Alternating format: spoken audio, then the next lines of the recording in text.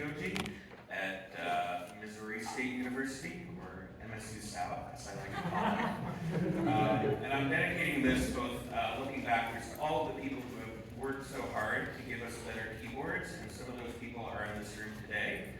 And some of them are no longer with us, but we have their writings, so I'm very grateful for that.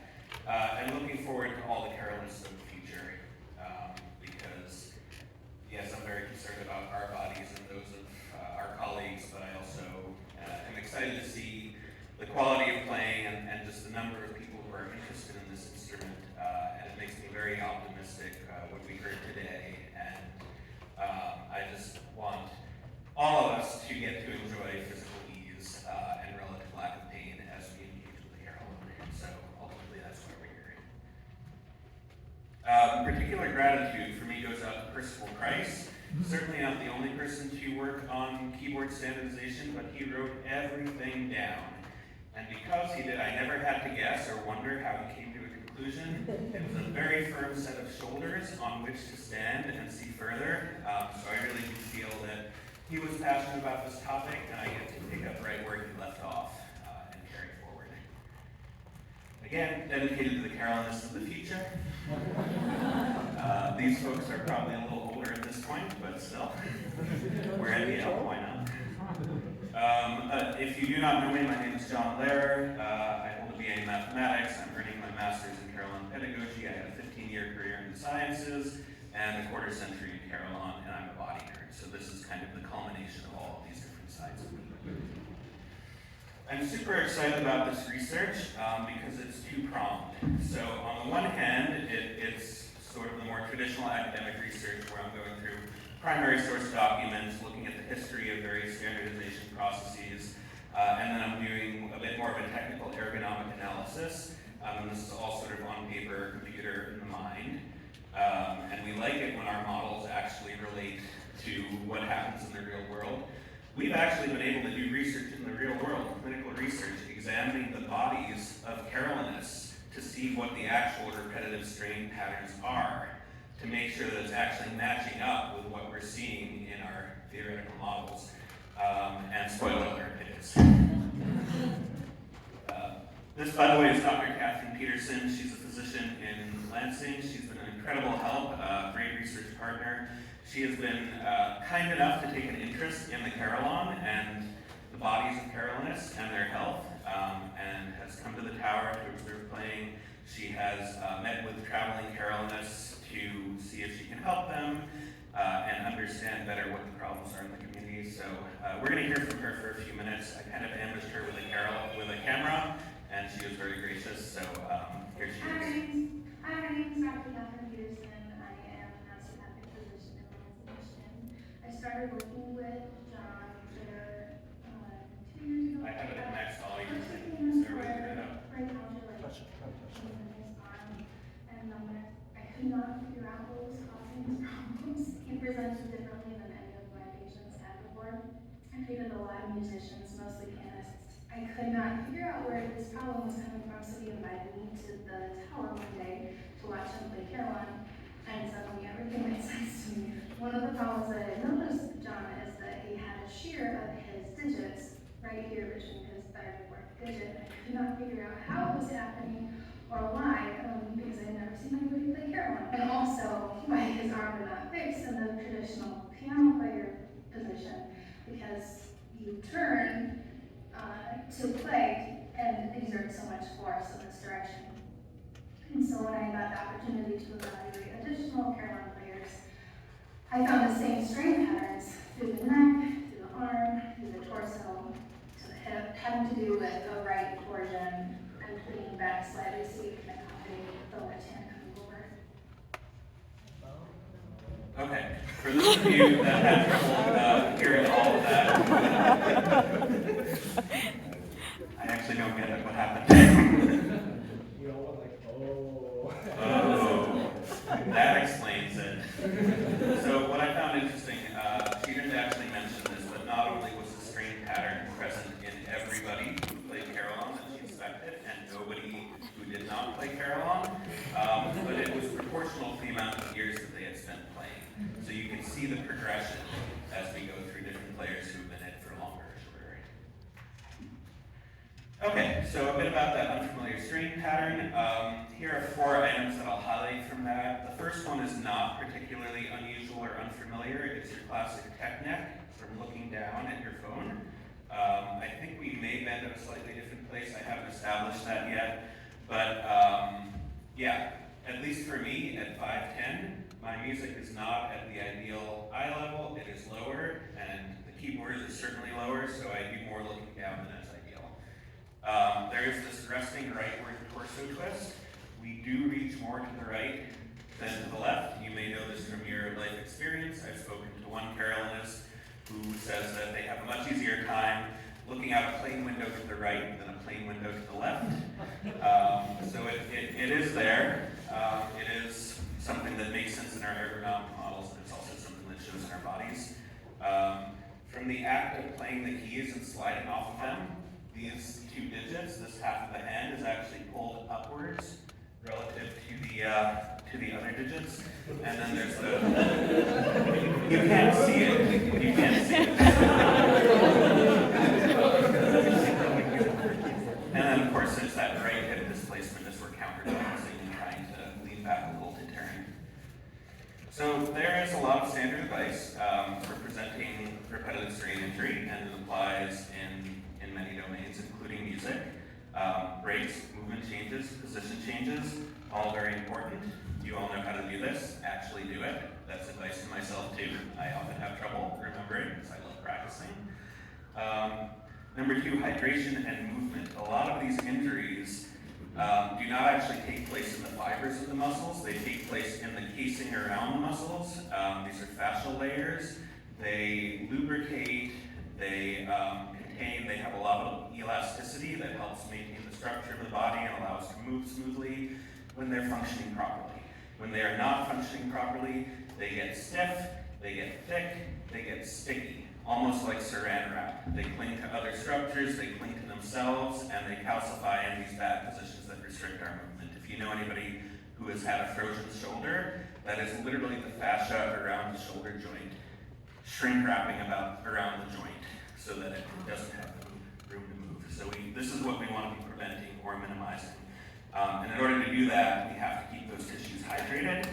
Water makes the difference between sticky or gliding, and movement is also important because there's no active pump moving the intracellular fluid through our body. It's our muscles squeezing, it's our arms and everything changing position. So you can drink 20 gallons of water, but if you're bedridden, there are going to be dry spots and places where you will develop adhesions. So that's why the movement is important too. Stretches, exercise, body work, all of these things can be helpful. It's a little early for me to share it, but I hope soon to share. Dr. Catherine and I call her Dr. Catherine, we are developing a 1-minute stretching routine specifically targeted to this injury pattern. Because a 10-minute routine is great, but none of y'all are going to do that regularly. So we're keeping it easy. If you're wondering how it's possible to stretch meaningfully in 1 minute, right, because normally we hold a stretch for 30 seconds, that is a muscular stretch. Fascial stretch does not require that. You literally just have to wring it out like a sponge or move it around, and so you can get a lot done in a very little amount of time. And finally, ergonomic workstation adjustments, which is what we're here to talk about. We talked a little bit about this technique. I have this here just to show you how big a difference it makes. Head in alignment, 11 pounds of force on your vertebrae. Looking down at your phone, 60 pounds. So small movements, but they add up a great deal in terms of how they affect our body. Okay. Not all workstation modifications are of equal ease. So the easiest one is probably dealing with this head-down view. Prop your music up. You can see I'm using a piece of wood here. It's about 2 inches tall. Here I'm actually using spare Carillon keys. So you don't need anything fancy. Just get it so the top of your music is at eye level, and you'll learn quite quickly how to play in that position. The hardest one is the hinge here.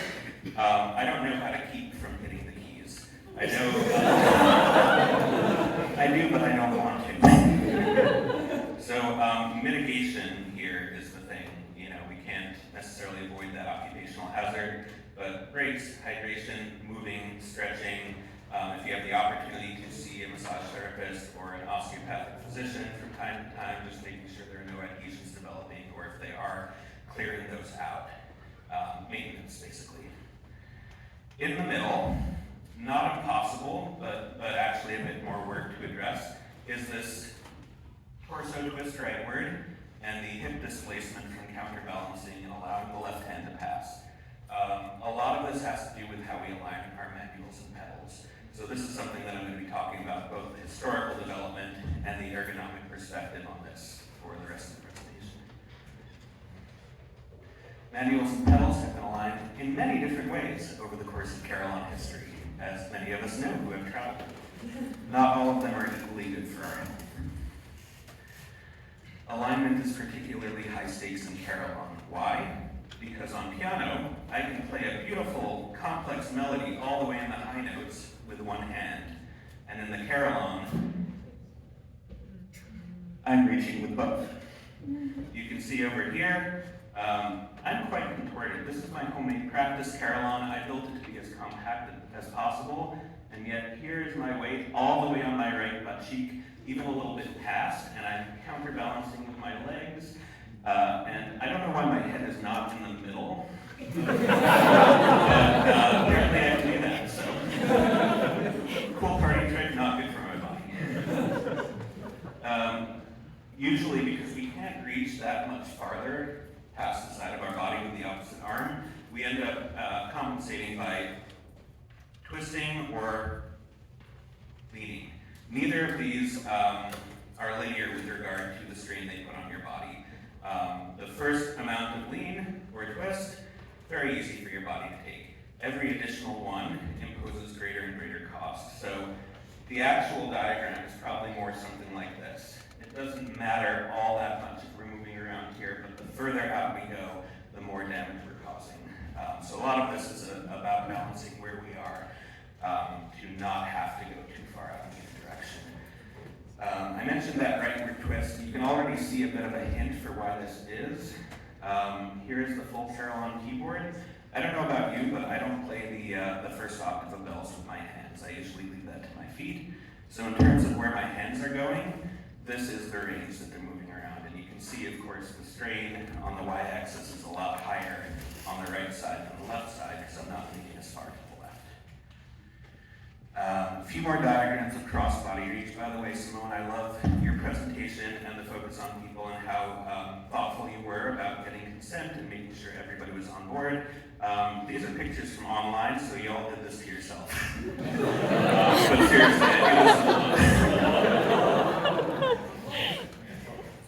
so here's an overhead photo. Does anyone know who this is?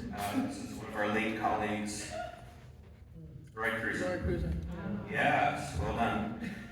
So Roy is not reaching very far with his left hand here, but you can already see his shoulder is pretty much completely closed.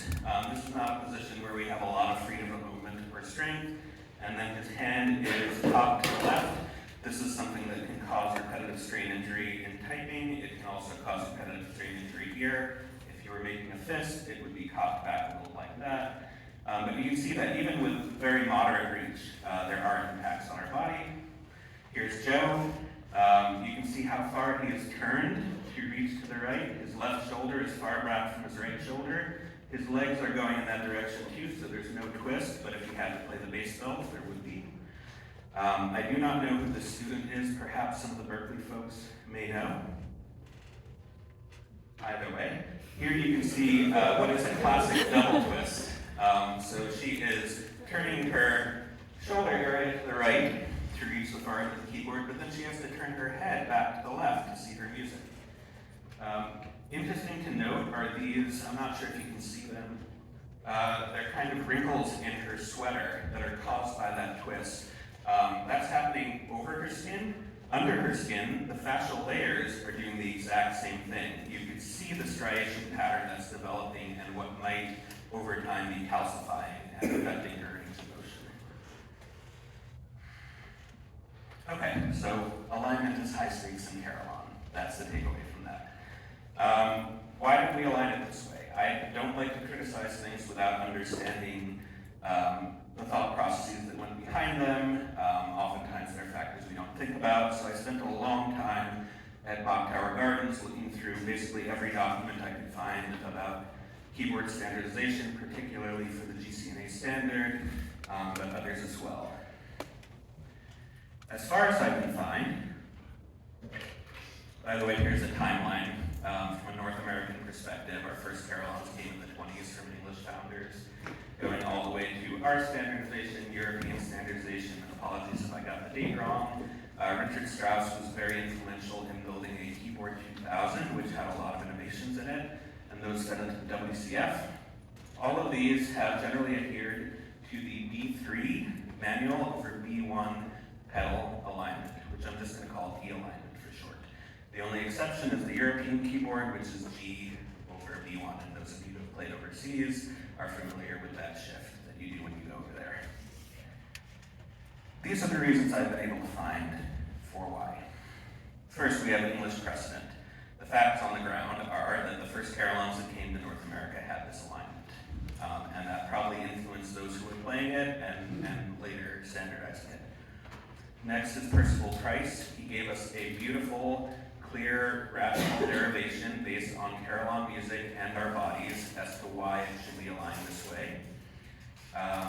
Richard Strauss also spoke a bit about this. His analysis is more or less the same as Price's, but he adds another observation, which is that if you're building a 4-octave Carillon specifically, your Carillon can be a more compact design if you put D, if it's a D alignment.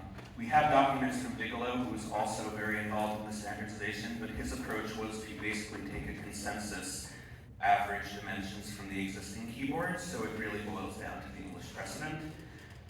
We have some documents from Taylor. None of them actually, that I've found, give an explanation for why they did these things. I don't think that's uncommon when you're a manufacturer and you're busy building Carillons.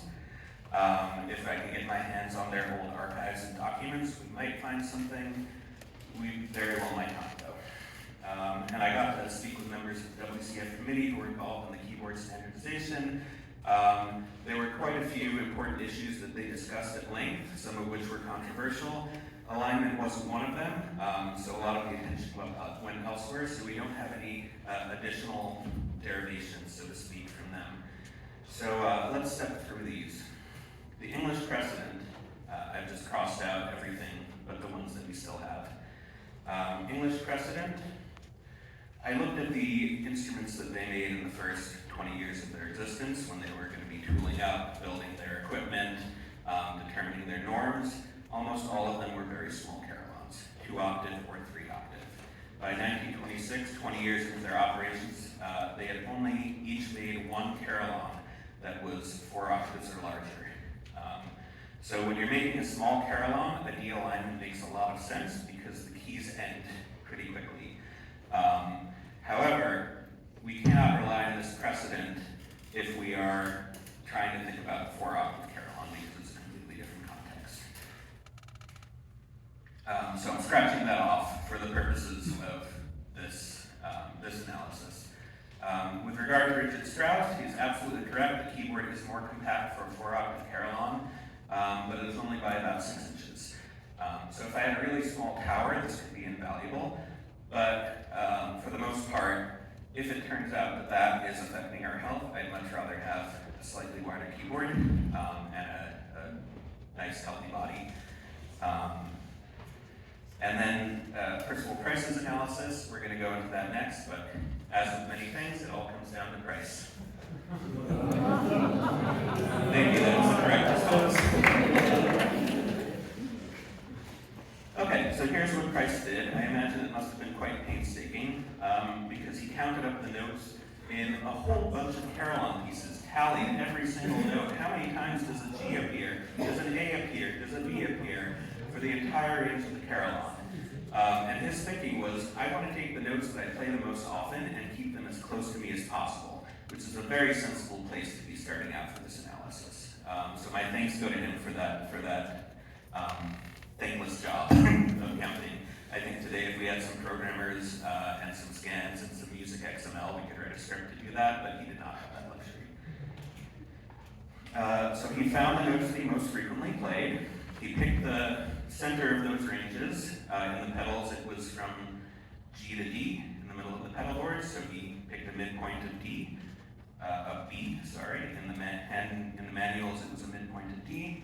He lined them up so that he could sit in one spot and be as close as possible to the most frequent manual notes and the most frequent pedal notes at the same time. Very reasonable approach. What I've done is, when you're building a model of something, it's possible to, there's a sweet spot for how much detail you want to include. Think of a map. You don't want to mark down every blade of grass. That's not actually helpful. But you also don't just want to put 2 cities with dots and not actually contextualize it. I'm not saying that's what we're doing here, but for me, I'm not here to add layers of analysis unnecessarily, but I did identify 2 aspects of Carillon Ergonomics that were not yet included in this analysis and that I felt actually informed it to a great degree. So, again, this is the basis for the North American standard. I was not able to find any other justifications, so this is sort of our starting point. New layers of analysis.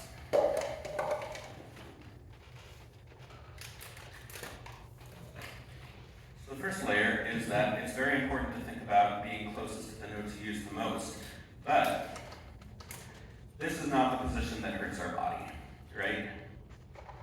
It's the extremes that are an issue. And the Price's work, which I'm going to call the first layer of a 3-layer model, was really focused more on the centering. Remember the C-shaped curve?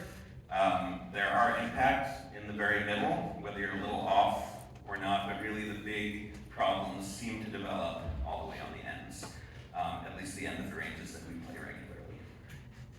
And you can see, if we omit that bottom octave that none of us really touch with our hands, the standard playing range is not centered around this point that we're supposed to be centering our bodies. Specifically, if we're looking at places where one hand has to cross past the neutral position of the other, we've got 3 such keys to our left and 8 such keys to our right, which is not very balanced. It's almost 2.5 times the reach to our right. Again, consistent with what we're seeing on medical exam of Carillon's bodies. And this is only for a 4-octave instrument. So can anybody guess what happens if we start expanding the range? Well, our pedals expand leftwards, so our feet have to go a bit further left, and our manuals expand rightwards, so they have to go a little more to the right, and suddenly we are getting pulled even further in all these different directions. Again, 3 keys on the left to reach for 12 on the right if you're going to want to play those top bells. Yes, Shannon? Was any consideration taken into account by the weight of the Great question. force? Yes, the bells on the left are heavier. And Percival Price spoke explicitly about this, and he marked the midpoint of his manual range, and then he shifted it 1 key to the left based on the reason that you want to be able to have a bit more strength on the left. I would add as a counterpoint, not to refute that because that is true, but we often have faster melodies happening in our higher bells, which means we're doing more cross-body reach. So these are both factors that could be included in the model, though I haven't included it in any of these 3 layers so far, other than to pick up where Price left off. So what if we try to center ourselves on this range? Well, we want to have 6 keys we reach for on our left, 6 keys we reach for on our right, and if we position ourselves in the middle, drum roll please. Center point should be, according to this model and this angle looking things, right between F and G at the F sharp, which I will note is almost exactly the European alignment of G over E1. So, yes, you understand. If we realign, this is what a Carillon keyboard would look like. And I've left these rough edges just to make that clear. You can see what Richard Strauss was talking about. This is a bit wider than it was before. Yes, Andrea? I this is taking into account the European straight keyboard, No. whereas North American is concave and radiated? No, everything I will speak about today is concave and radiated. Ah, okay. So this is not a European keyboard, this is just a European alignment of manuals and pedals. So it is a bit larger, but that is for a 4-octave instrument, and as we expand, of course, those blank spaces are filled in. So that's layer 2. If we want to be focused on not having to reach as far out of our center, it appears that we may need to be centering ourselves a bit further right on the manuals. Layer 3, new layer of analysis. This was a factor that I felt was very important, and that might have been difficult to do 70, 60 years ago. But I wanted to take into consideration the fact that our hands and our feet do not move independently. If you tell me where your feet are on the keyboard, I can probably take a reasonable guess as to where your hands might be, and certainly where your hands would not be. The price analysis, layer 1, treated manuals and pedals as completely independent. So, Price gave us this nice blue vertical line that represents central position, but since we're moving all around the keyboard, I thought, well, it's not just one line, there are many lines.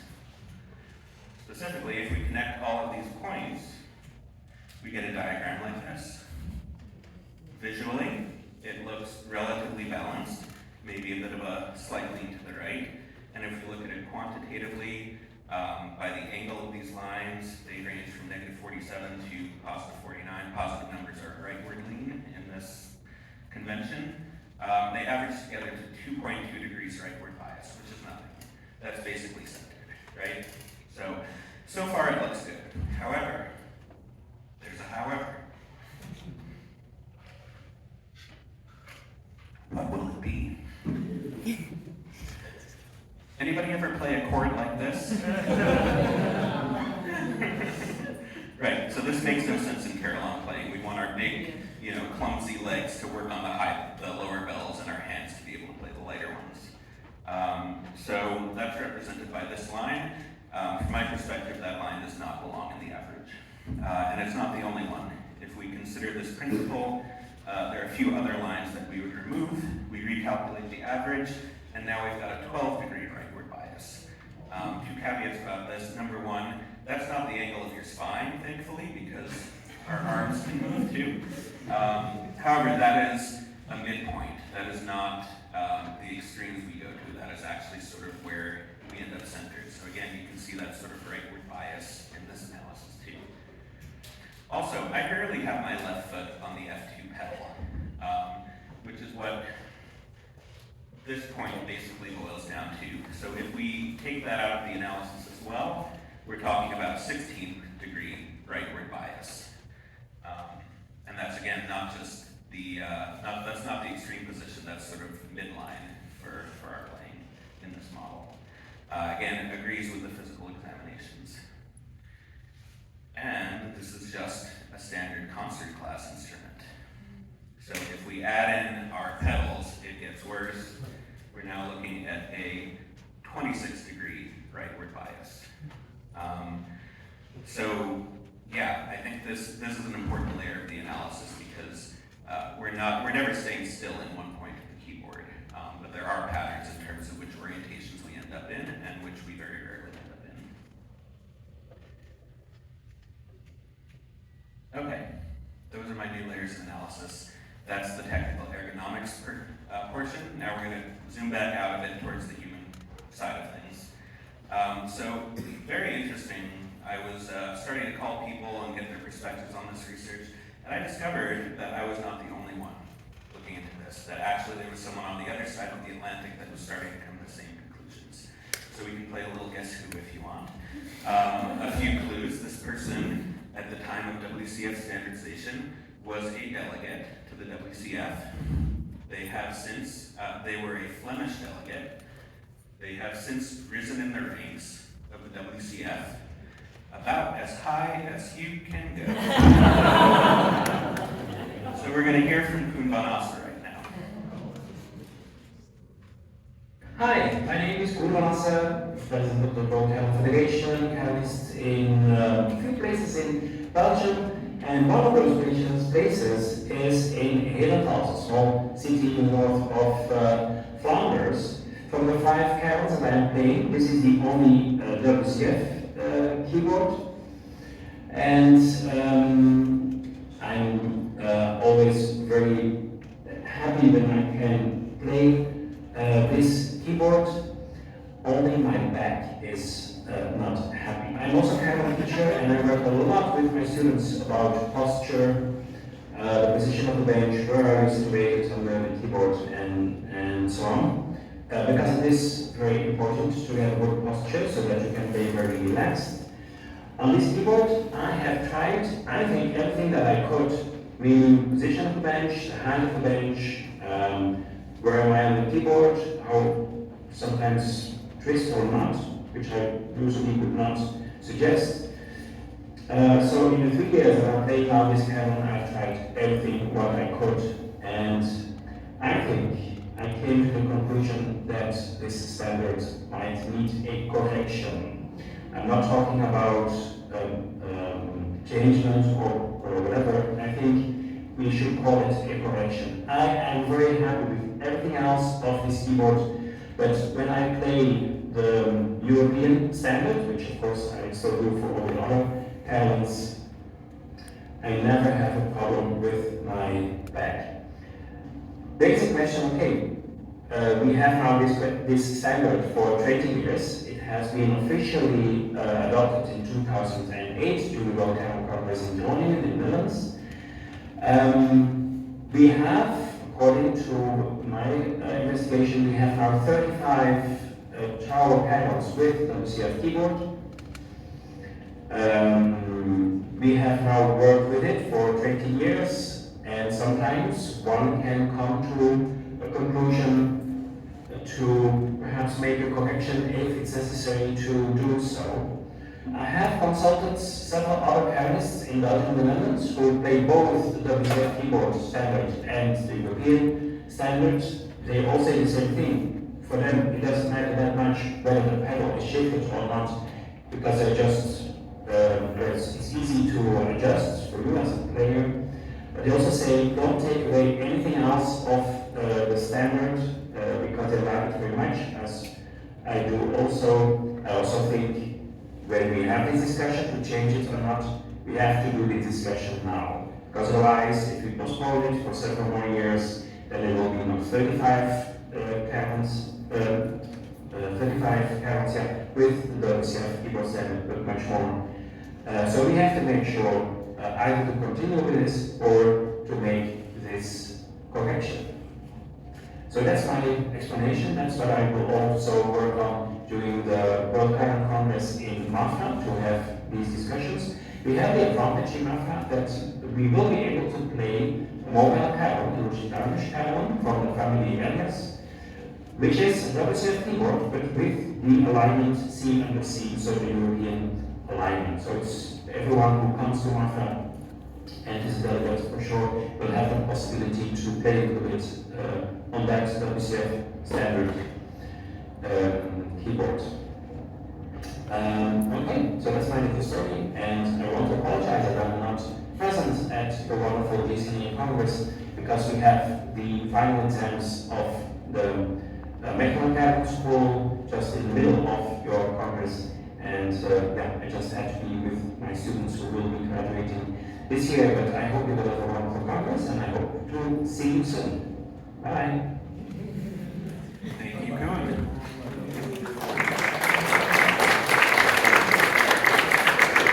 Now, when it comes to medical matters, it's always wise to get a second opinion. So here's Dr. Catherine again. I just know without knowing about this project that I felt like the recommendation should be to move the alignment so all of the Carillon players are not exerting this unequal force, that you could be facing more in an ergonomically correct position and have the majority of the playing be within the shoulder radius without you having to. Okay, that's pretty much the clip. So, we have a lot of great institutional memory in this room, some of you were present, for all of the horrors of trying to build the GCNA standard. It was not an easy process. It was a bit more of a compact process with the WCF, but still quite involved. And I have read every letter and every document that I could find about that entire 20-year span of the GCNA. So this is not something I suggest lightly. And it's certainly not something that Kuhn suggests lightly. I know that being the WCF president, he was wrestling with this for quite a few years about what to do. And I think it was only when we both realized that we were finding these findings independently that we started to think this is something that we actually need to bring to the membership. Do we really have to do this? Maybe it's good enough as it is. So most things involve costs and benefits. We can change or we can stay, and both of those have costs and benefits. And I hope I've convinced you at this point that the benefit of changing and the cost of changing are health related, which to me is quite important. But there are real costs to change, and there are some benefits to staying. It's a lot of work in committee and consensus building and disagreements and tense discussions. And we also do want to be mindful of the 35 people who have installed a WCF keyboard already, thinking that they have locked in the world standard forever. So those are real concerns. And you know, are we really just rearranging deck chairs here, or is this actually an important change that justifies all that work?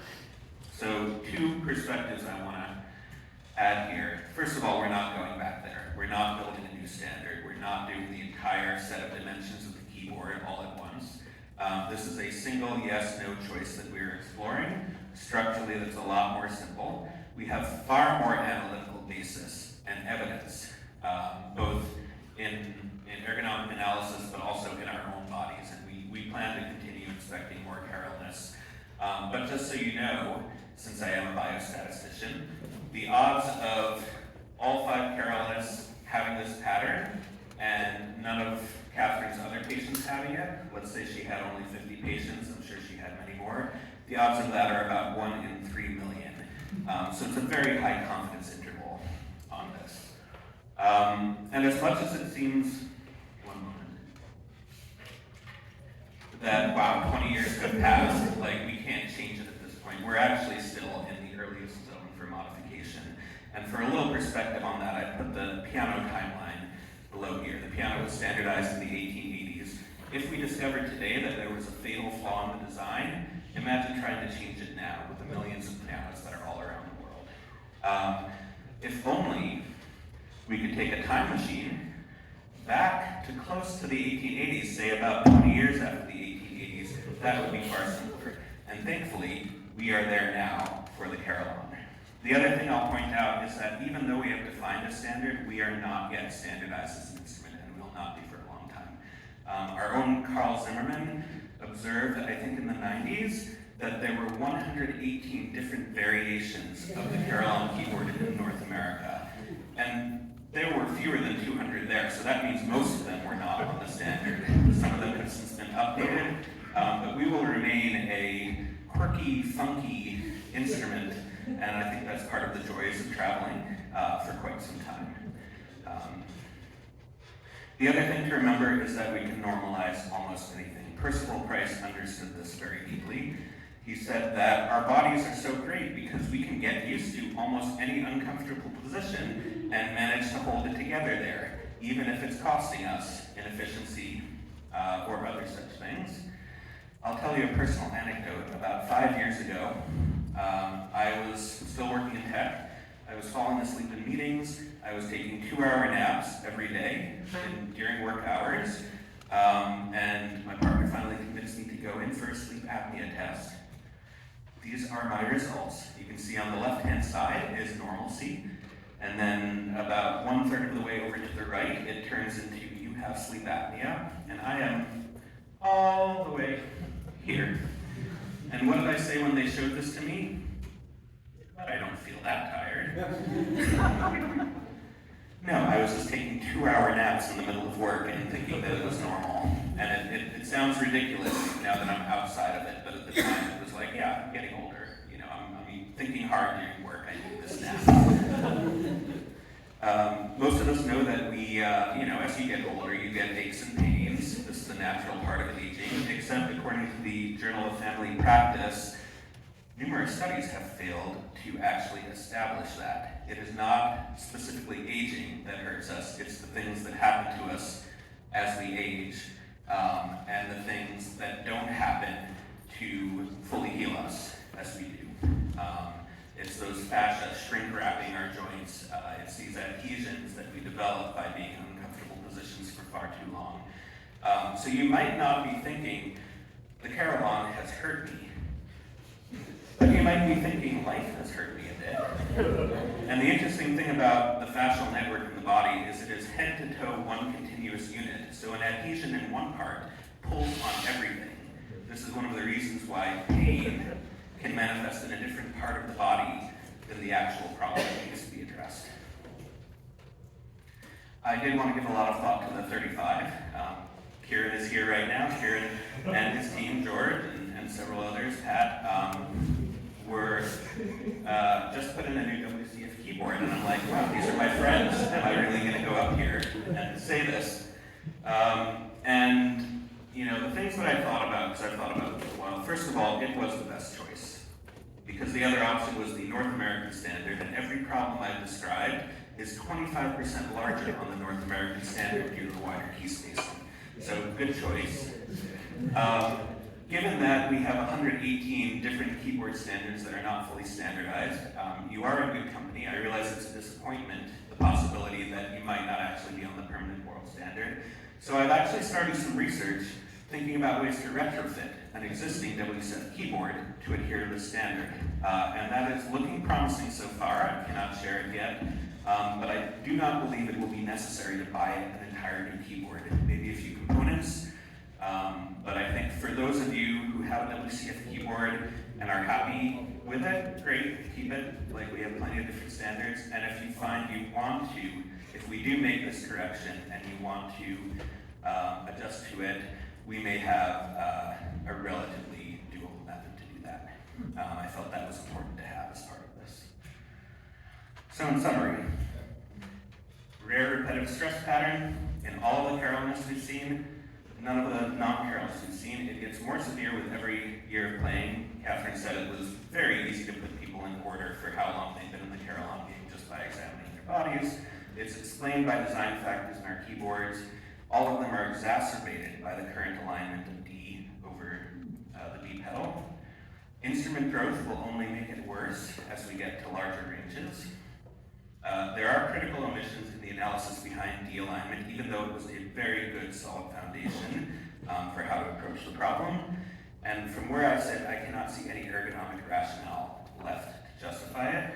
And we do have a tried and true alignment norm that has been with us for centuries.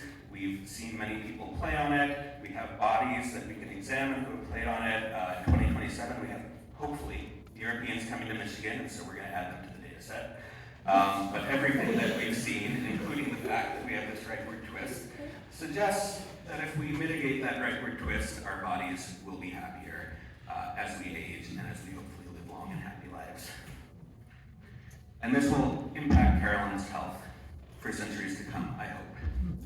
Based on the quality of playing we heard today, I'm very optimistic that y'all will continue in this, that y'all will teach more students, and that this art, even though we live in a very delicate balance between thriving and extinction, will continue to maintain that balance and perhaps even move closer towards the thriving, and we want to have a solid foundation for that. I'm going to hold questions until another moment. Acting in the interest of our future generations requires weighing costs and benefits, overcoming inertia, avoiding common decision pitfalls, building consensus, taking procedural steps. I think these are things that we need to do now. So some of you may be dealing with the same pains as me. It may not be inevitable. Some of you are dealing with chronic pains, so much the more important. If you haven't experienced any issues, again, we see the strain compounding over the years in the subjects we've examined, so it may be down the road. And if you think you're an outlier, it's possible. You might never have these issues, but we want to protect all of us. We are a community. We take care of each other. We take care of this art, and we steward it for future generations. and I believe this is what we're called to do right now. So I'll end there. Thank you. This is our team, and I welcome your questions.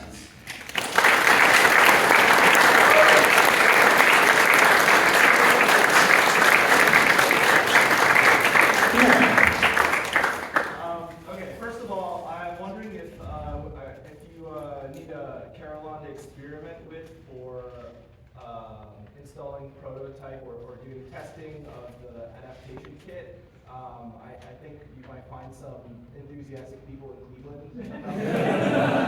Let's see how Mothra goes first. Okay.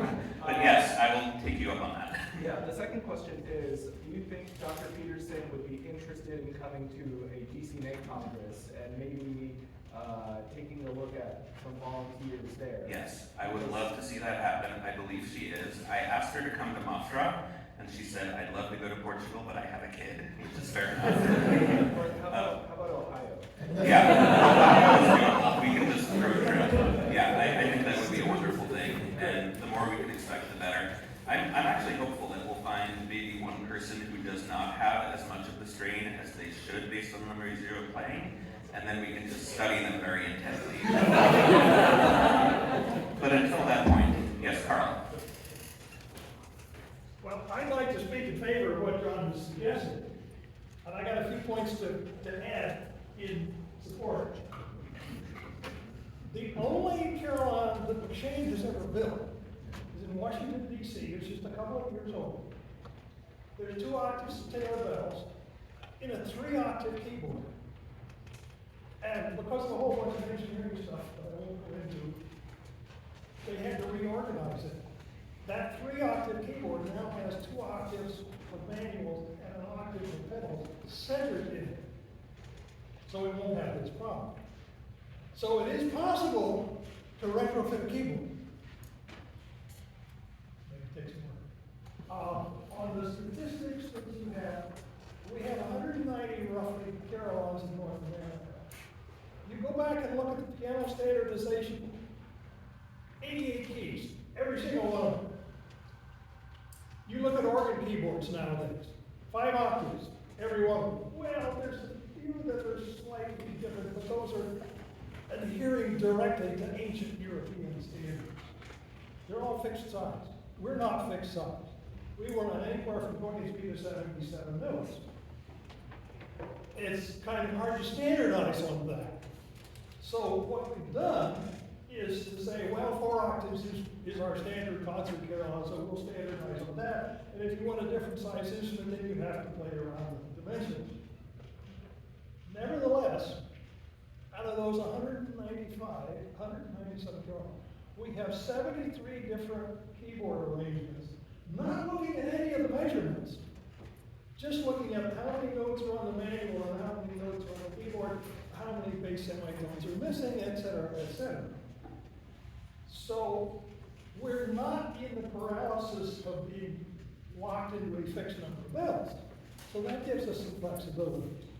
That is specifically mentioned when we talk about the WCF 2006.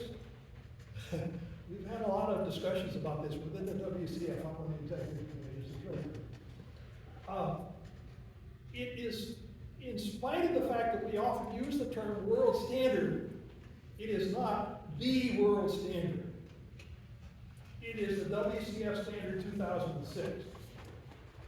And the North American standard and the North European standard are also recognized as standards. And the advice to a new Carillon builder and a Carillon consultant is, do whatever is best for your installation, figuring out what the weight of your bells is and how many you're putting together. So we've got the flexibility to work. Let's use it. Thank you, Carl. For those of you who may not know, Carl is the genius behind towerbells.org. I have relied on this website extensively throughout my Carillon career. He is a walking encyclopedia of knowledge about our instruments, and I'm very happy to have him here. Thank you, Carl. And now yes, George. in Cleveland, along with our WCF, just brand new. There is a 1950s installation, Pettit Fritzen installation with the European standard. And the woman that plays there is a doctor. And she shifts between the two because she's playing on. So having heard all this, I'm gonna talk to her and find out what she feels is different. She's had a pretty easy job of shifting gears. I have a harder time shifting gears. Yes, please let me know what you discover. And in general, I know there's a lot of knowledge in this room that I haven't yet been able to tap. Some of you probably heard omissions in my presentation. If you have something that I should know, please email me. I've given my email here so that this research can continue. Andrea. Just a quickie, of your human subjects that you've studied, what proportion are male and female? We have different bodies. Correct. I'm trying to remember the fourth person who passed through this year. 2 men, 2 women, and I cannot remember the 5th. Of them, I am the oldest, but we're gonna have another crew coming through that has had a bit more Carillon experience. I will be asking you if you're willing to participate sometime soon. And again, I still wanna add some European bodies into the mix because we've been exposed to different things in our careers. Pat. Yeah. As you know, I've been involved in keyboard standards for some time, and the more I think about it, it may go back to when the first English Carillons were brought to this country and established the 2-octave standard in the pedal. That extra few notes at the top basically pushed the keyboard over, or the pedal board over to the left, and to the present alignment that we have. And if we had stayed with an octave and a half pedals, it would have been closer to the European standard. So I think it really comes from the fact that we adopted this 2-octave standard in the pedals without thinking too much about what that shift meant, just kind of got used to it. Yes, and I'm glad we have those extra pedals. They're very useful. I don't use them often, but I do use them. And, this sort of aligns with what Richard Strauss observed, which is, that alignment does keep the keyboard more compact, so it was probably a reasonable first step. Yes, Carl. Yeah, there's one other factor which comes right from what Pat has just said. And I'm old enough so that I go back to when the GCNA standard was originally established. The very first GCNA Congress that I brought my bride to, in 1966, personal price, and Bigelow and somebody else, Frank Law, were in 3 corners of the room, arguing about Carillon, this, that, and the other thing that was standards in the law. And she kept coming back. But that's ridiculous. One of the things that happened in the development of the Carillon in North America was as the instruments came in, the English builders put all the bells on the manual. Now that was easy to do with the 2 octaves, it was obvious, and going to 3 octaves, it was obvious. But when they went to 4 octaves, they kept putting all the bells on the manual. So that was what everything that we saw was like. But the old European tradition that had been built in these skinny little towers that didn't have room, they didn't put the bass bells on the manual. And so at the time the GCNA was looking to build this for standard, what it was thinking about in Europe, I think what the European standard really existed in that sense. What it was thinking about, because the experience of Americans going to Europe was 4-octave instruments that had 3 octaves of manual with an octave and a half of pedal. So that was part of it. And the other part was that when you shorten the manual and you have a short pedal like that, it's hard to take melodies that transition back and forth between the manual and pedal. So that was one of the things that led to the development of the North American Carillon culture, was having instruments that you could transition back and forth between the manual and pedal readily. You need to think about that. But shifting the alignment probably won't lose that advantage. Yes, Dave. One question, if you're talking about stressing the body, one of the questions that hasn't really come up here today, you referred to it very much in a passing way, but it's bench position. I play with the bench high and close, much more than anybody else I know. Every time I go to the tower in Berkeley, I have to move the bench in and up. And I have never had pain from play. I've been playing now for more than 50 years. That is a major factor in the way your body reacts to how close you are to those keys, or whether you're playing this way. The position of your spine changes, the position of your hips changes. You're sitting on your tailbone if you're too far back. You're sitting on the bottom where the weight belongs if you're close enough. And if you're high enough, your weight is entirely on your rear end and not on your feet. This is a major factor, I think, that needs to be taken into account. I agree 100%. I think the bench position is still an open question for me. I'm still experimenting with it, and I think it can make a huge impact. Jeremy is fond of saying that we have ischial tuberosities in our leg bones and hip bones, and those are meant to be seated on. So the angle of our pelvis has a huge impact on how balanced we are and how, ergonomic we are. So yes, thank you for bringing that up. And I think that would be an excellent area for future research, because I know there's several opinions in our community about this, and they're different, and that's all well and good, but it would be interesting to understand the dynamics better of that. Any other questions? Oh, Jeremy. Well, I was just saying, until we get to the point where we have an ergonomic balanced keyboard, and I know you mentioned that there's some exercises, there's a lot of instruments that will always pull you out of alignment. For example, on harp, you always have to turn to the right, because otherwise your harp would have to be on your forehead. If you want to do the right. And so for a lot of us, harpists, what we do is we just turn the opposite way. So anything that you're doing, if you do it in the opposite direction, if your head's this way, well then just spend some time with your head this way. And there's a lot of studies that show just small little things like that over a course of time. This is the whole purpose of like braces, right? You get braces on your teeth and it's a little bit of pressure over a long period of time.